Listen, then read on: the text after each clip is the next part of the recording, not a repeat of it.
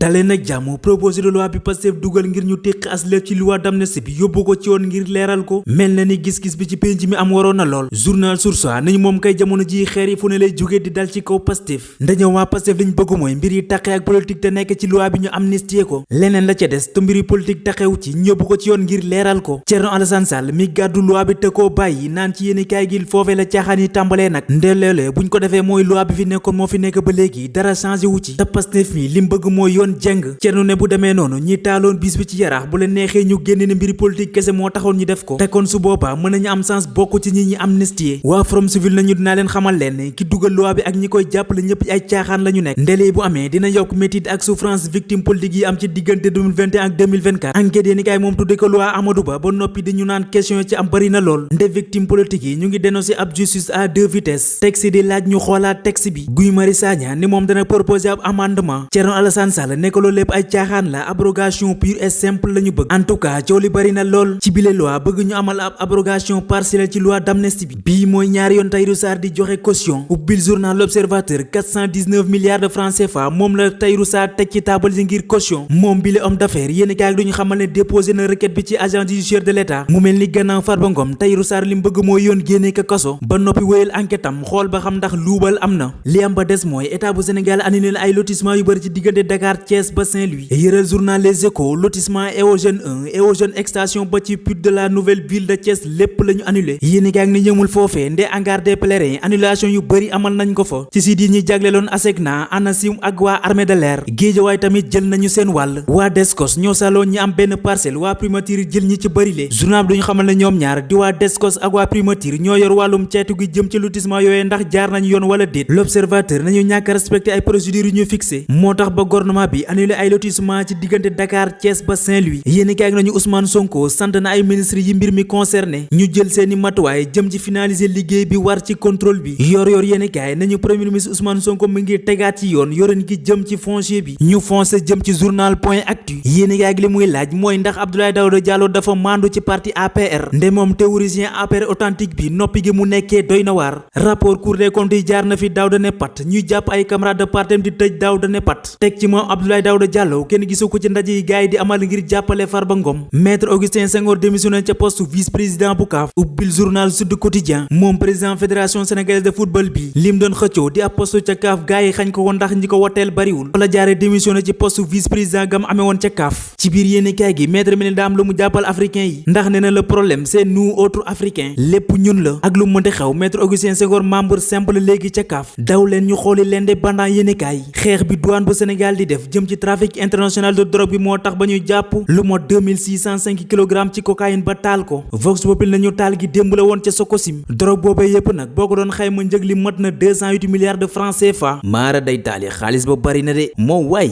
jaa ngeen jëf